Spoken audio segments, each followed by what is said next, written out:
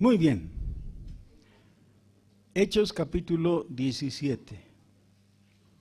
Vamos a volver a leer nuestro pasaje. En atención a que algunos de ustedes lo han olvidado, ¿no? Hemos leído ya la semana pasada, pero lo han olvidado. Hechos capítulo 17, desde el versículo 16. Mientras Pablo los esperaba en Atenas, su espíritu se enardecía viendo la ciudad entregada a la idolatría, así que discutía en la sinagoga con los judíos piadosos, y en la plaza cada día con los que concurrían. Y algunos filósofos de los epicúreos y de los estoicos disputaban con él. Y unos decían, ¿qué querrá decir este palabrero? Y otros, parece que es predicador de nuevos dioses, porque les predicaba el evangelio de Jesús y de la resurrección. Y tomándole, le trajeron al Areópago, diciendo, ¿podremos saber qué es esta nueva enseñanza de que hablas? Pues traes a nuestros oídos cosas extrañas. Queremos, pues, saber qué quiere decir esto. Porque todos los atenienses y los extranjeros residentes allí, en ninguna otra cosa se interesaban, sino en decir o en oír algo nuevo. Mientras Pablo estaba en Atenas esperando el arribo del resto de su equipo que se había quedado todavía en Berea, él no puede contenerse y empieza a actuar dentro del llamamiento del Señor. Es decir, los sábados va a la sinagoga y les predica, y todos los días en el Areópago está hablando del Evangelio. ¿Qué es esto del Areópago? Lo más cercano que tenemos en La Paz es la Plaza San Francisco. Ya, ahí tenemos gente que va y hace un pequeño círculo y empieza a hablar de lo que quiere, ¿no? Puede ser de política o de religión, o algún papaco ofrece sus productos también, ¿no? Pone su serpiente, su lagarto, lo que sea, y ofrece una cremita que sana todo, ¿no? Todo eso está abierto en ese lugar que es lo más parecido a lo que está señalando aquí. Bueno, la diferencia es que los atenienses en general eran gente bastante más culta que la nuestra. Y en la filosofía de ese tiempo habían dos corrientes principales, la de los estoicos y la de los epicúreos. Los epicúreos eran estoicos en reflejo. En realidad los dos seguían la misma filosofía, el mismo planteamiento filosófico, pero con una solución completamente opuesta, un grupo a la del otro. ¿Qué era lo que les había llevado a esa definición? El neoplatonismo.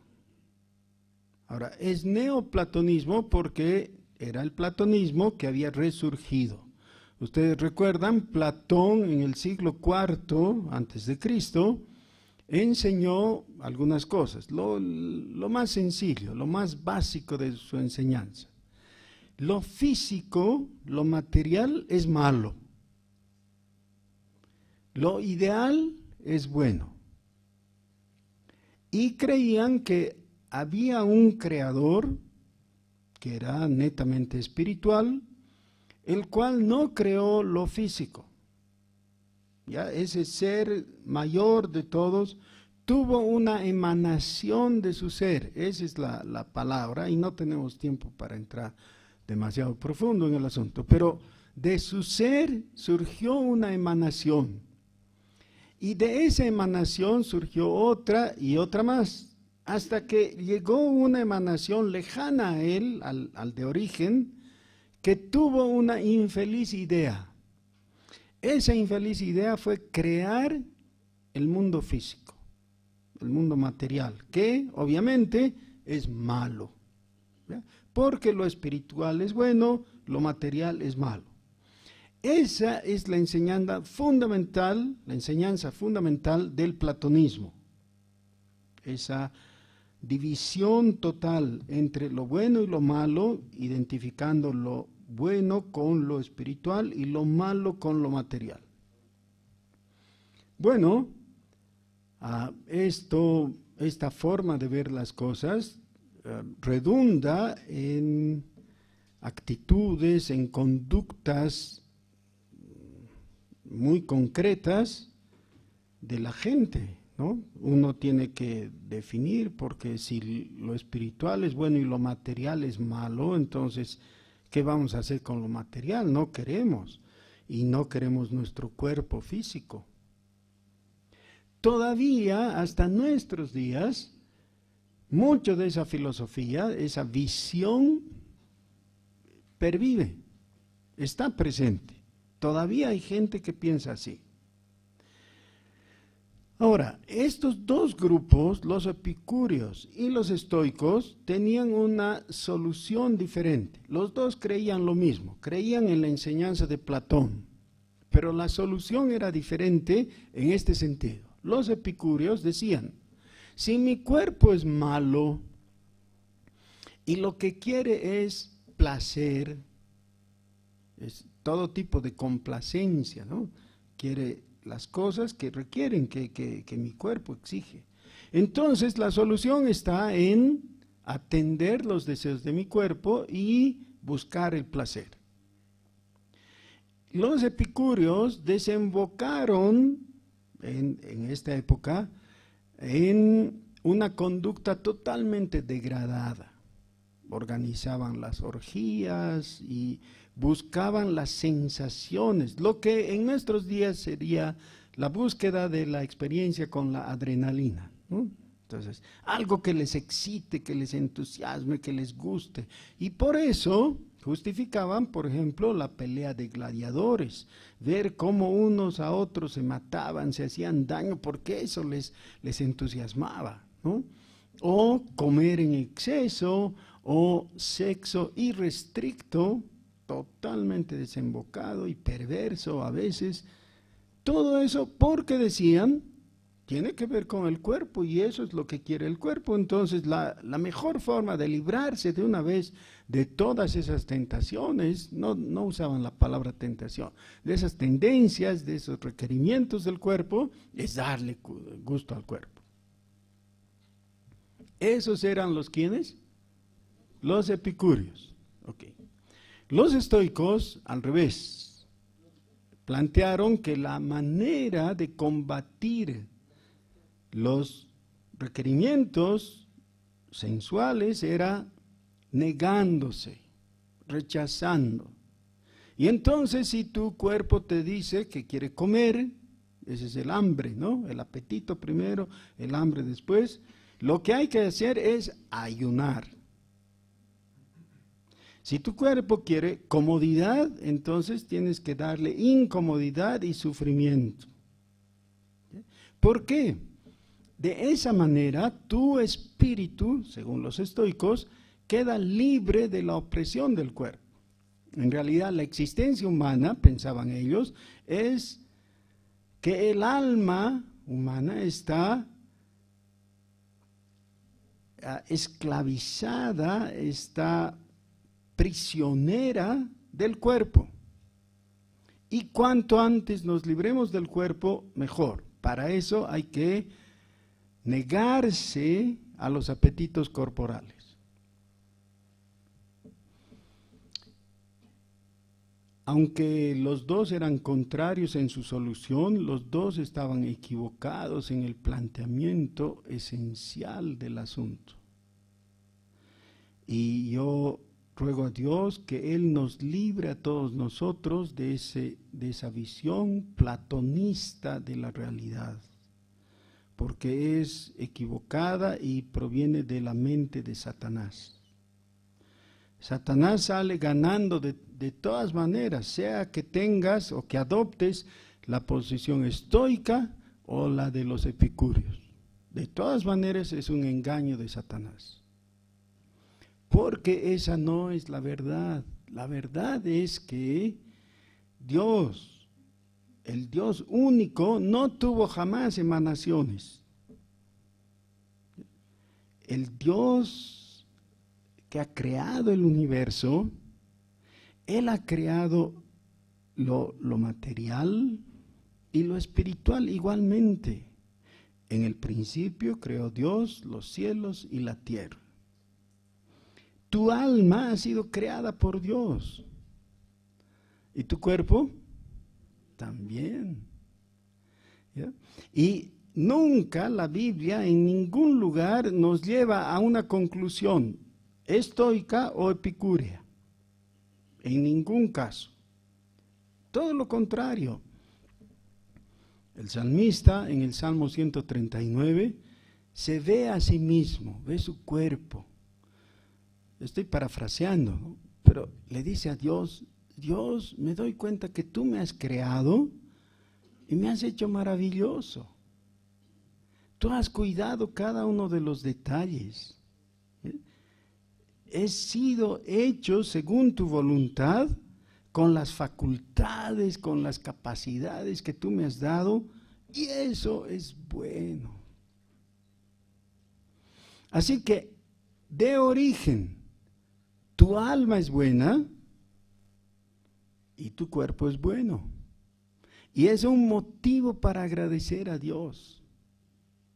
Podemos parar un ratito y que le digas en tu corazón, Señor, gracias porque me has dado 2 pies y 2 piernas. Y mis manos funcionan y puedo agarrar. Y mi cerebro funciona, puedo pensar. Y notas, solamente para agradecer por nuestro cuerpo tendríamos que pasar horas de horas. Por cuán maravilloso es. Pero también las facultades intelectuales, morales, Dios te las ha dado. Él ha creado. Los capítulos 1 y 2 de Génesis son el reconocimiento, la información fundamental que tenemos acerca de todo lo que Dios ha hecho y la conclusión no mía, porque si fuera mía, yo podría estar equivocado, claro, sin dificultad. Pero la conclusión de Dios es, y vio Dios todo lo que había hecho, y he aquí era bueno en gran manera. Todo lo que hizo Dios, bueno, en gran manera. Así que, gracias Dios. Todo lo que has hecho estaba bien hecho. Y así sigue bien, es bueno. Infelizmente, en el capítulo 3 del libro de Génesis tenemos la información de la entrada del pecado. El pecado no ha venido a quitar todo lo bueno de Dios, pero lo ha enturbiado, lo ha distorsionado, especialmente respecto al ser humano. Todavía la creación de Dios, cuando miramos hacia afuera, vemos belleza. Y vemos exactitud y vemos bondad. Todo lo que Dios ha querido que tenga el universo tiene. Pero descubrimos que en nuestro corazón no solamente hay buenos pensamientos. También hay algunos que son malos pensamientos y hasta podríamos decir perversos. Es la realidad. Así somos. No somos totalmente nobles, somos egoístas y con mucha vergüenza, profanos, codiciosos, avaros. Y si tuviéramos que que seguir definiendo. No solamente tenemos que leer el capítulo 1 de Romanos. Ahí está la descripción. Nuestros corazones están atestados de maldad. Ahora, ¿es maldad absoluta? No, no es. Porque dentro de esa maldad también descubrimos, si somos sinceros, rasgos de bondad y de solidaridad y de nobleza y de deseos de compartir y de espíritu sacrificado por otros. Sí, sí. Y de vez en cuando pensamos que buenos somos. Y solamente tenemos que girar un poquito nuestra cabeza y decir, sí, pero también qué malos que somos. Y esa es la realidad humana mientras estamos en esta tierra. Así que, ¿somos malos? Sí, somos malos. Pero no somos absolutamente malos. Somos totalmente malos en el sentido de que la totalidad de nuestro ser ha sido manchada por el pecado. La totalidad. No hay una parte de nuestro ser que podamos decir, esto no ha sido afectado por el pecado. Esta es la palabra exacta. Somos totalmente depravados. Totalmente depravados. Pero no absolutamente. Porque esos mismos factores, esas áreas de nuestra vida, todavía siguen reflejando eventualmente esa bondad, esa nobleza original que Dios ha puesto en nosotros. ¿Ya? Entonces encontramos al más perverso de los hombres y de repente vemos que puede manifestar ternura con su hijita, digamos. Y decimos, pero ¿cómo un hombre tan perverso va a poder ser tierno? Sí, porque no es absolutamente depravado, pero es totalmente. Esta depravación no se nota en los términos tan fáciles, tan obvios. Nosotros tenemos que observar con detenimiento para captar esta realidad.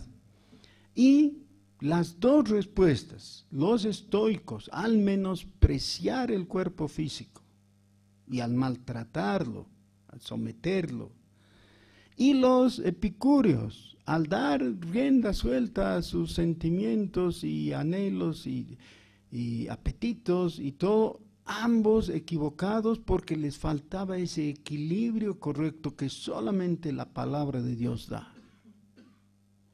Así que seguramente para Pablo era un rompecabezas porque cuando tenía que contradecir a los epicúreos, los estoicos decían, sí, ve, tenemos razón, ellos están equivocados. Y él tendría que haberles dicho, no, ustedes también están equivocados porque la una y la otra posiciones son equivocadas porque parten del mismo error. Un error antropológico, pero primero que eso, un error teológico. Por eso es que cuando por fin le dan el lugar para que él predique, lo primero que tiene que hacer es comenzar por el principio. ¿Ya? Vamos a desechar todas esas equivocaciones, todos esos prejuicios, todas esas doctrinas que ustedes tienen que son equivocadas. Y vamos a comenzar por el principio. ¿Y cuál es el principio? Dice, versículo 24, el Dios que hizo el mundo y todas las cosas que en él hay. Ese es el principio. Hay un Dios, uno, solo uno, no más. Un Dios, el Dios que creó todo. Ese es el principio. Si permitimos la menor fisura en el monoteísmo, monoteísmo significa un Dios, ¿no? Es la doctrina que reconoce un solo Dios. Si permitimos una fisura en el monoteísmo y creemos que hay un Dios, pero bueno, puede haber otro diosecito, ¿no? Que es lo típico entre los bolivianos, ¿no? Sí, creemos en Dios y todo, pero lo de la Pachamama hay que en alguna manera aceptar también. No, pues entonces ya hay dos dioses. Y si hay dos, ya pueden haber cualquier cantidad. No, no es verdad. Hay un solo Dios. Esa es toda la verdad respecto a la creación. Él, versículo 24, dice, siendo Señor del cielo y de la tierra. Perdonen que necesito machacar sobre esto porque, disculpen, este es el error en boga ya en nuestros días y en nuestro país. No es que Jesús es nuestro Señor, sí, pero es el Señor del cielo, o el Señor del día, o el Señor de la superficie terrestre. Adentrito en el socavón, ¿qué vamos a hacer? Tenemos que llevarnos bien con el tío.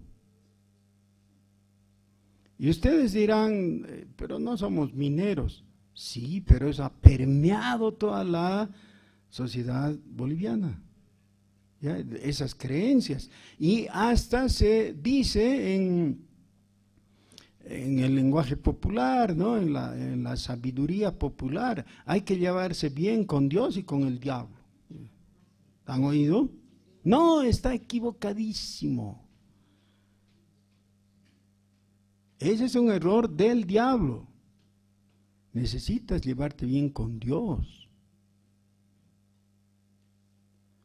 Un día vas a comparecer ante el juicio del gran trono blanco. Y en el trono va a estar uno solo. Ese es el énfasis de Apocalipsis. Uno solo. Y ante él todos vamos a ser juzgados. El diablo también. Así que no hay dos jueces, no hay dos entidades, no hay dos seres poderosos. No, no. Hay un Dios. Eso es todo.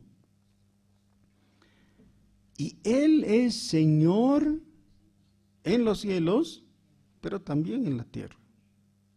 Y debajo de la tierra, claro, Él ha creado todo. Él gobierna todo. ¿Necesitas llevarte bien con Dios? Sí, pero solo con Dios. Y eso te va a poner nomás en contra del enemigo. El enemigo de ahí va a mostrar que siempre fue tu enemigo. Nunca te puedes llevar bien con el diablo. Esa es una ilusión, es un engaño que él trata de vender. ¿Ya? Sí, mejor no hagas eso porque lo vas a molestar a Satanás. No, él ya está molesto. Apocalipsis capítulo 12 dice que está ardiendo en ira, buscando destruir a los descendientes de la mujer. La mujer es el símbolo del pueblo de Dios. Y tú eres uno de los descendientes de la mujer. Ya eres su enemigo. Hagas lo que hagas, lo que él quiere es destruirte y quiere llevarte consigo al lago de fuego. Ese es el propósito del diablo. Así que es una pérdida de tiempo si quieres llevarte bien con él. No hay forma. Es tu enemigo. Y quiere engañarte para que te amigues con él. Lo único sensato que puedes hacer es buscar la amistad de Dios. Pero ¿cómo? Buscar la amistad con Dios es algo que parecería imposible. ¿Cómo? Dios es Dios, nosotros casi hormiguitas, estamos más cerca de las hormiguitas que de Dios. En cuanto a las dimensiones, ¿cómo podríamos? Ese es el Evangelio. El Evangelio es la buena noticia de que Dios te está convocando a reconciliarte con Él. La reconciliación con Él, eso es lo que Dios quiere y que te ofrece. Y el llamamiento claro de la Escritura es ese. Eso es lo que dice 2 Corintios. El apóstol Pablo está diciendo, nosotros como embajadores de Cristo os rogamos,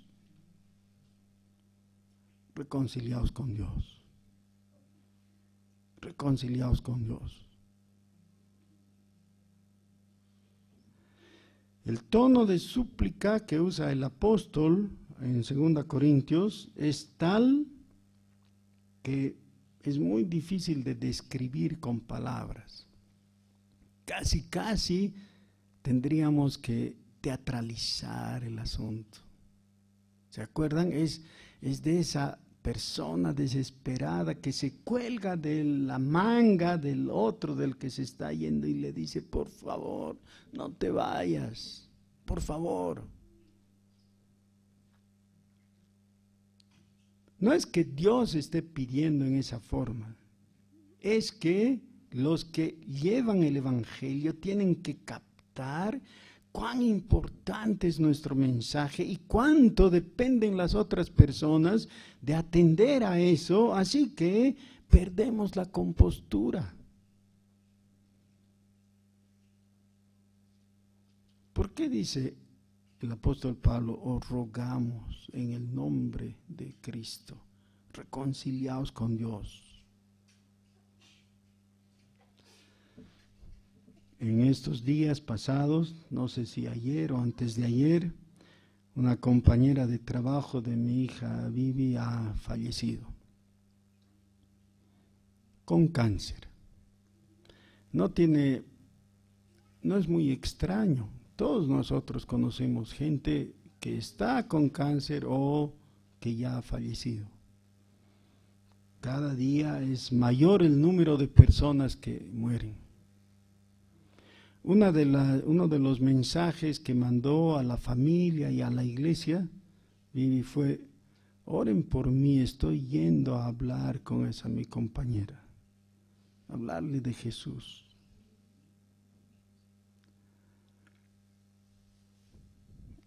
Su hermana no le ha permitido entrar, la hermana de la ahora difunta, ¿no? Para poder hablarle. Y yo digo, ¿qué hay en la mente, en el corazón de alguien que de mutuo propio dice, yo no voy a dejar que le hablen del Evangelio? ¿Por qué?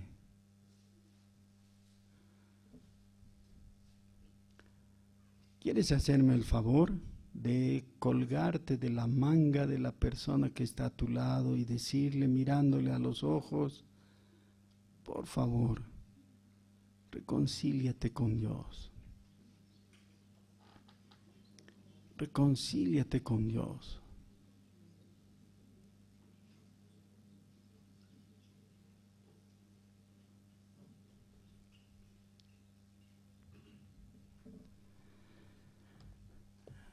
Yo daba clases en el seminario hace, unos 25 años, quizás un poco más. Y uno de los estudiantes era un abogado, y realmente era una tachuela en mi zapato ahí, este abogado, porque nuestra materia era teología contemporánea. Y claro, es bastante árida, ¿no? Hay que hablar de los teólogos del principio del siglo XX y explicar las cosas que ellos enseñaban y todo eso. Y este abogado era una tachuela en mi zapato, digo yo, porque él había leído más que yo. Entonces, cuando yo estaba enseñando algo, él me corregía, ¿no? Algún detalle, y claro, yo estaba inseguro mientras estaba tratando de exponer las cosas.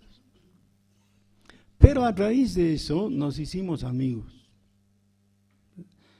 Un día que salimos a comer después de clases, le pregunté, ¿cómo es que te has convertido? Y él me dice, yo mismo no puedo creer cómo fue. Yo era ateo. Mi hija de 15 años estaba en su primer amor y me hablaba todo el tiempo, ¿no? de Jesús, y no me dejaba tranquilo, hasta que utilizando mi autoridad de padre, le dije: no vuelvas a hablarme más de religión, no quiero oírte, ya me has hastiado, me molestas, cállate o te voy a castigar. Y entonces ella se calló. Esa noche, la noche de la prohibición, él fue al baño para prepararse a ir a su dormitorio a dormir, y encontró en la puerta de su dormitorio que ella se había sentado en posición de loto, ahí, impidiéndole el paso. Entonces él ya se había olvidado de lo que pasó en el día, ¿no? Y le dice: hija, ¿qué haces ahí? Dame campo, no me dejas entrar. Y ella le dice: estoy bloqueando, no puedes pasar. Entonces él no sabía si reírse o tomarla en serio. Pero ¿por qué me estás bloqueando? ¿No quieres que vaya a dormir? No voy a dejar que entres a dormir hasta que me escuches, le dijo ella. Entonces él recordó la prohibición, le dijo: te he dicho que no me vuelvas a hablar de temas religiosos, dame campo o yo te voy a mover físicamente, ¿no? Él tenía la fuerza y todo. Le dice: ya, haz lo que quieras, pero yo de aquí no me muevo hasta que me escuches. Y él estaba un poco asombrado, ¿no? de la persistencia, de la tenacidad de su hija.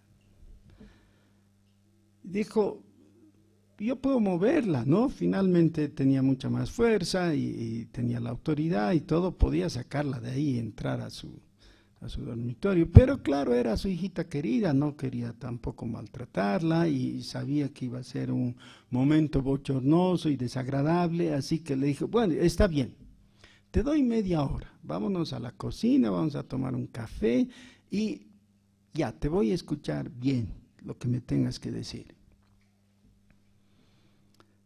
Ella por fin tuvo la atención de su papá y se convirtió. Entonces, volviendo a nuestra conversación, le digo: ¿y qué es lo que te convenció? ¿Qué argumento fue que te convenció de ser un ateo a convertirte así en un rato que tu hija te habló? ¿Qué fue lo inteligente o lo profundo o lo agudo que ella pudo decirte para que te conviertas? Y él me dijo: ni me acuerdo qué me dijo. No era un argumento, no era nada. Cuando la vi que empezó a hablar, comprendí que estaba haciendo eso ella con temor, pero con la plena convicción de amarme y que si yo no la escuchaba me iba a perder y me iba a ir al infierno. Entendí que ella tenía algo maravilloso en su corazón que yo no podía experimentar. Me habló de la paz de Dios, la paz con Dios. No sé qué me convenció, dice él. Por supuesto, hubo un despertar intelectual al evangelio, como que después era un seminarista, ¿no? Ya se dan cuenta, era estudiante en el seminario. Pero el principio no tuvo que ver con argumentos, tuvo que ver con la convicción. Solamente una persona que está llena de convicción y del amor de Dios puede colgarse de la manga del otro y decirle: escúchame, por favor. Eso es lo que está diciendo el apóstol Pablo. En el nombre de Jesús, reconcíliense con Dios. Reconcíliense con Dios. ¿Por qué tienes que seguir peleado con Dios? ¿Por qué tienes que... Dios no puede morir, pero tú quieres matarlo con la indiferencia? Cuando Él te habla, miras a otro lado y pones tus manos en tus orejas para no escuchar. Pero la voz de Dios todavía está retumbando, todavía está convocando, todavía estamos en el tiempo de gracia. Todavía el Evangelio es la voz de Dios llamándote al arrepentimiento.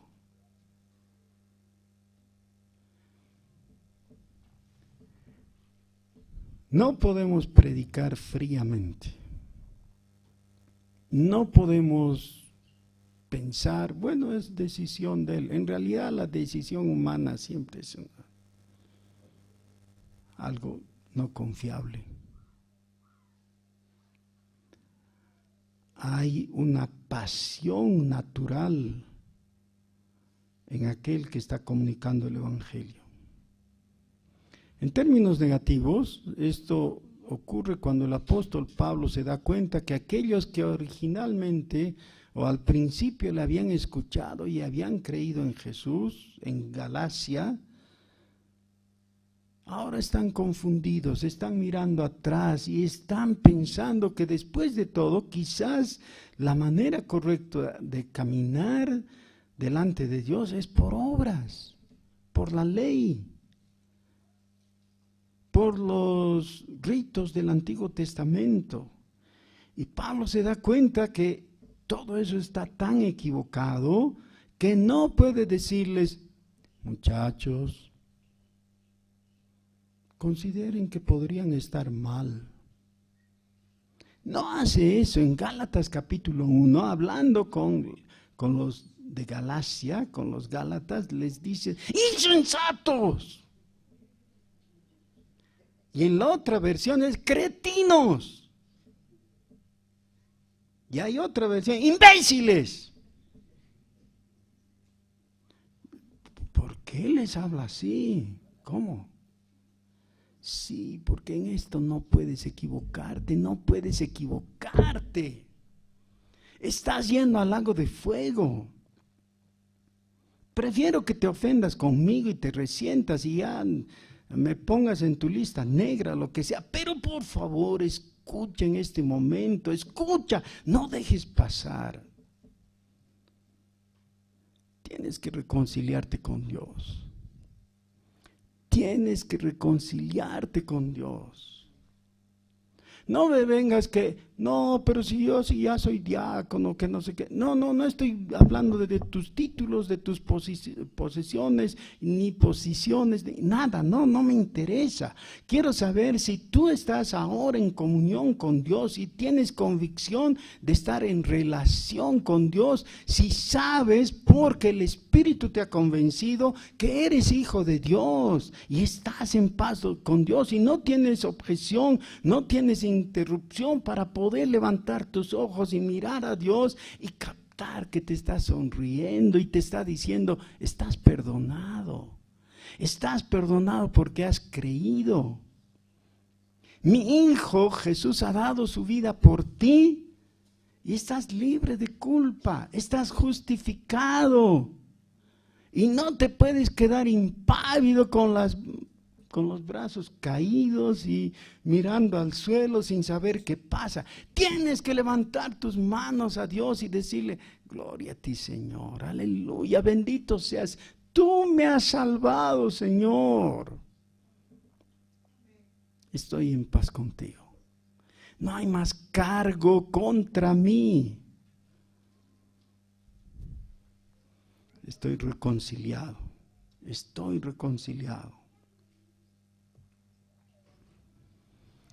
Los atenienses creyeron que lo que traía Pablo era simplemente la predicación, la presentación de otros dioses.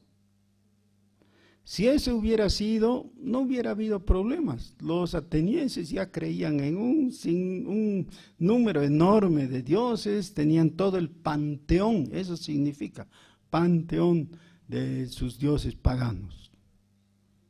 Y los creían, uno más, bienvenido, no hay problema. No, el cristianismo exige por naturaleza, Deja todo eso, esa equivocación. Todos esos quecos y vírgenes y santos y lo que fuera. Todo eso es un engaño. Hay un Dios que está en los cielos. Él es Señor de todo. Si vas a creer en ese Dios, tienes que dejarte de todo lo demás. Hay un Señor. Necesitas inclinarte ante Él, reconocerle y adorarle. Esa es la única respuesta correcta. Hay todavía un engaño más del enemigo. El enemigo te dice, hay tiempo. Vamos a dejarlo por ahora. Vamos a pensar. Necesito considerar. No necesitas considerar, necesitas arrepentirte y convertirte a Jesucristo. Ahora, he aquí el tiempo aceptable. Este es el día de salvación. El Evangelio tiene una característica, es válido ahora. Yo no puedo darles cheques en blanco, así, para el futuro. No hay una oferta de salvación para cuando tú quieras. Algunos dicen, sí, cuando sea viejito ya voy a dar. Si no sabes si vas a llegar a viejito. Pero ni siquiera llegando a viejito sabes si te va a ser concedido el arrepentimiento. No hay. Ahora sí. Ahora las puertas están abiertas. Dios está convocando. Es sensato de tu parte decirle sí. Yo te adoro, Jesús. Te adoro, Señor. Tú eres mi Salvador. A eso la palabra le llama, aquí en el capítulo 17, versículo 27, para que busquen a Dios, para que busquen a Dios.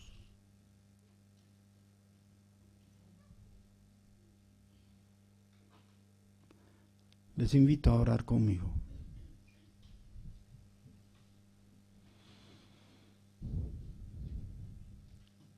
Oh gran Señor, Creador del cielo y de la tierra, tú eres Dios, y nosotros obras de tus manos. Nosotros hemos pecado y te hemos ofendido. Lo reconocemos y te pedimos perdón. Gracias, Señor, porque para que nosotros no vayamos a condenación eterna, tú has dado a tu Hijo Jesús. Él ha tomado nuestro lugar en la cruz, Señor.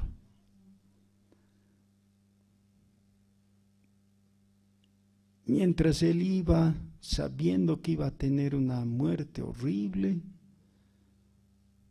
yo estaba en su corazón, en su mente. Mirándome a mí, tú has decidido morir, Jesús. Gracias, Señor. Por eso soy salvo. No soy mejor que los demás en nada, pero soy perdonado. Gracias por recibirme, sin méritos. Gracias por limpiarme con tu sangre preciosa. Gracias por informarme la verdad y sacar mis tinieblas. Gracias, Señor, porque tú me has amado desde antes de la fundación del mundo. Y me has llamado. Me das tu justicia en Cristo. Gracias, Señor, porque nada hay que pueda interponerse a tu amor por mí. Actúa en este momento, Señor. Derrama tu espíritu y convéncenos a todos nosotros para que nadie se vaya como vino, que todos nos vayamos caminando en fe. En el nombre de Jesús. Amén.